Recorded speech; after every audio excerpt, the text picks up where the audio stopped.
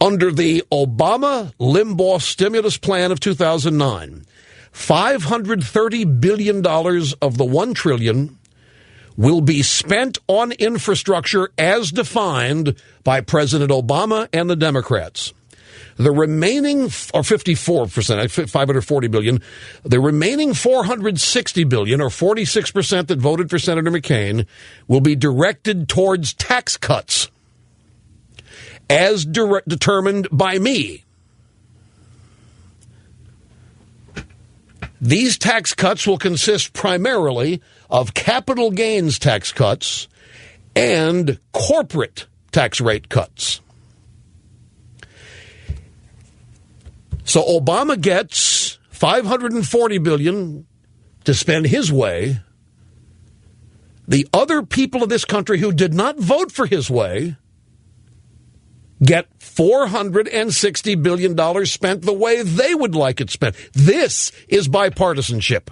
This is how bipartisanship really works. Okay, Obama wins by a 54-46 majority, so he gets 54% of the trillion bucks. Spend it his way. We get 46% of the trillion bucks to spend our way.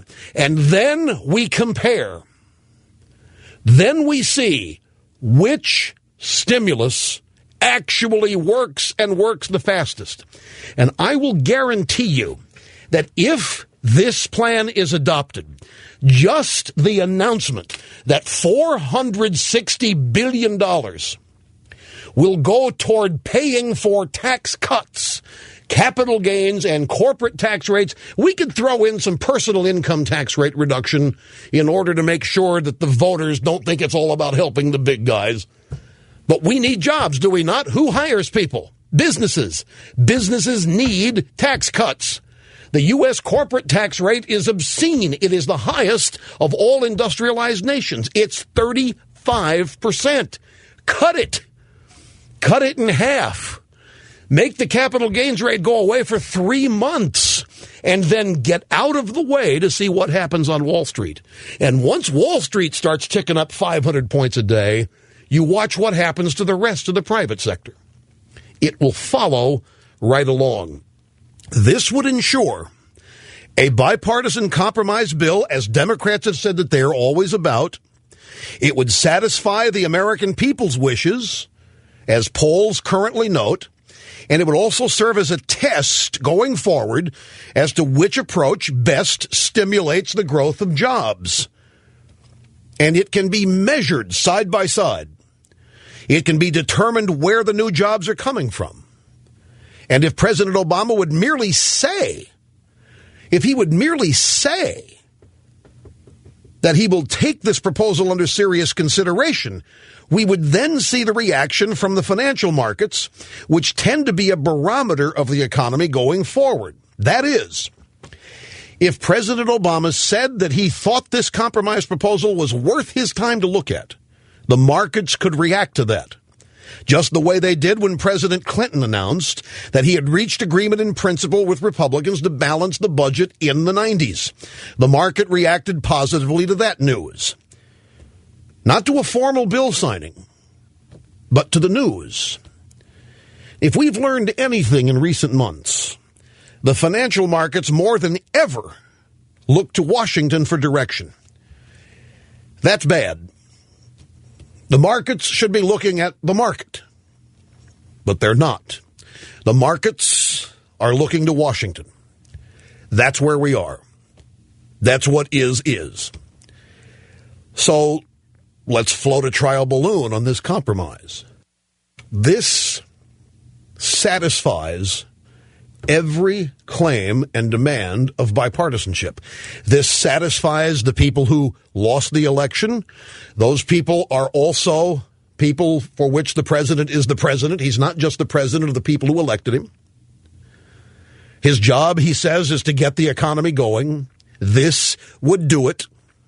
This would not disenfranchise the people who did not vote for him.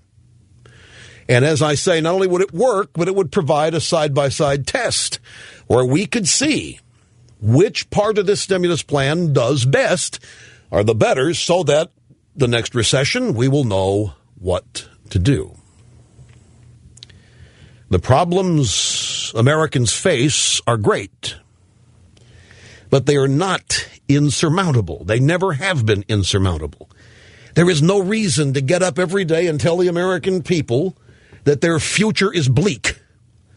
There is no reason, as the administration is doing, to depress their hopes.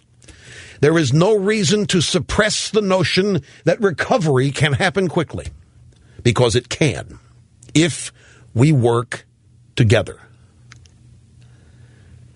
In this new era of responsibility, let's use elements of both the Keynesians and the supply-siders to responsibly determine which theory best stimulates our economy. And if elements of both work, so much the better.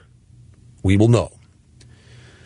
The economy doesn't have to be liberal versus conservative or Democrat versus Republican, and it certainly shouldn't be focused on whether or not one party gets reelected. The reason it has is because there is such a division in how the economy is viewed by the two parties. I got a question from a friend just a moment ago when I was talking about the Obama's redecorating the White House using the same decorator that redecorated the executive suite at Merrill Lynch.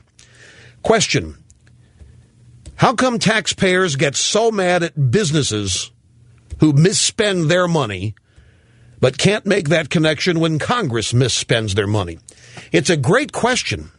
How is it that people who misspend $1 trillion, who know how to waste money and lose money faster than anybody, are thought of as saviors, whereas the people in the private sector, whose job is to generate income for people, are so despised? And here's the answer. The people, unfortunately, in this country today, see themselves benefiting when government overspends. They see the rich getting richer when private sector executives overspend. So the Democrats have foisted successfully class envy.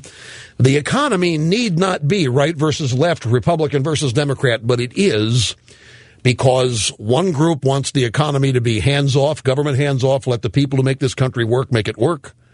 The other believe that leads to too much inequity, unfairness.